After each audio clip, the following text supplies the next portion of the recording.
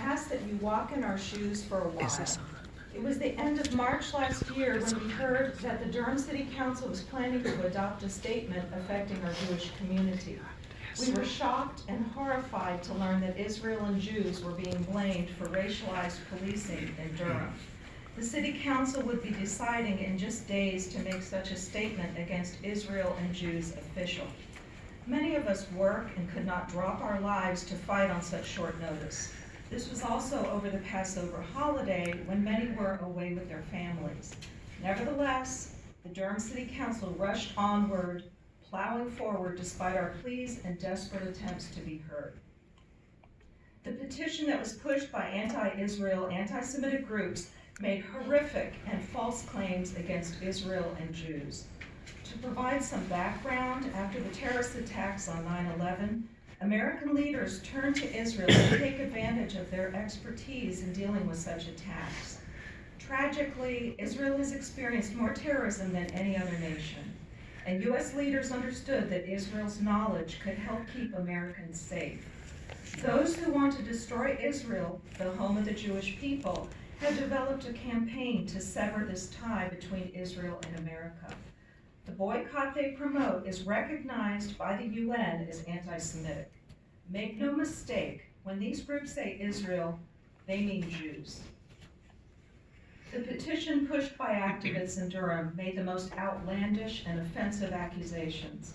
It claimed the training of Israel would militarize U.S. police to help, quote, terrorize Black and brown communities here at home. The fear-mongering continued with a petition stating that, quote, such practices erode our constitutional rights to due process, freedom of speech, and freedom of assembly.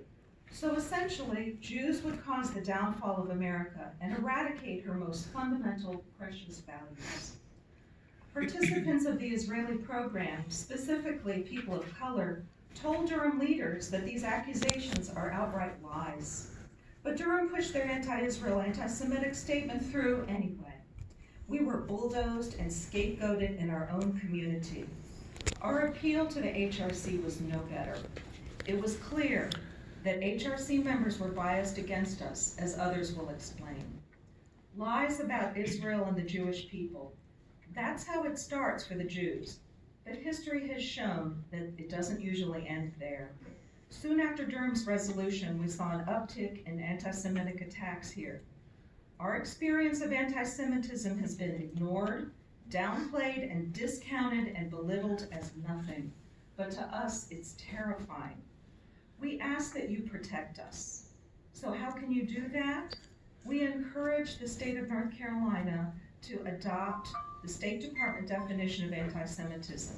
That could go a long way in preventing the Durham fiasco from reoccurring in other unsuspecting towns here in North Carolina. Please help us. Thank you. Thank you, Ms. Rosenthal. Good morning. For those who didn't hear before, my name is Josh Ravitch. I want to thank you for giving us this opportunity to talk to you about the need to address anti-Semitism in North Carolina. The Durham City Council unanimously approved a resolution singling out Israel for condemnation. They banned police exchanges with Israel alone, a country that strives for justice and fairness. The City Council did not ban police instruction from truly horrific human rights abusers, including Haiti, Egypt, and Russia, all of which also offer police instruction programs to American law officers. Within 2 weeks of the City Council resolution being passed, flyers and posters targeting Jews appeared around Durham. Reported anti-Semitic incidents more than doubled in North Carolina last year and are up more than 700% since 2016. Overall, nearly 20 towns in North Carolina reported incidents driven by hatred of Jews in 2018. These included vandalism of a Tree of Life memorial at Duke, swastikas plastered around Durham and Raleigh, and the infamous UNC Duke Gaza conference with its rap singer urging the audience to sing that they're anti-Semites. However, the anti-Semitism wasn't restricted to the Triangle. In Charlotte, a Jewish person reported being told, quote, "You don't understand, because you're a dirty Jew and all Jews deserve to die," end quote. This level of anti-Semitism, needless to say, has caused a lot of fear in our community. Synagogues are ramping up security. As individuals, we find that wearing any symbols of Israel or of our Jewish faith in public may lead to people confronting us in anger. I personally have experienced multiple episodes where passers-by started yelling at me for showing an Israeli flag or Hebrew writing on my shirt. This type of discrimination is why our local community went to the Durham HRC for relief. Imagine our astonishment when we discovered that both the chair and the vice chair of the HRC had signed the petition that led to the anti-Semitic Durham City Council resolution. Worse yet, these HRC leaders appointed a subcommittee to make recommendations about our claims of discrimination, then promptly overrode their own subcommittee recommendation that the Durham City Council change their resolution so that it doesn't single out Israel.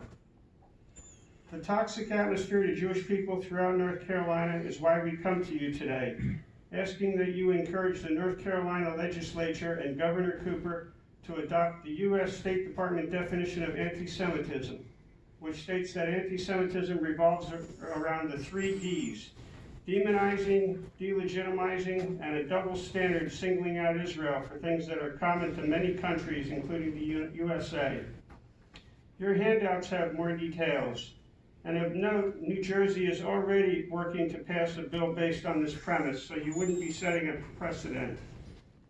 This could curtail further embarrassment to our great state, stem our fear, and repair the harm to the Jewish people. Thank you very much for your time. Appreciate it. Thank you, Mr. Ravitch.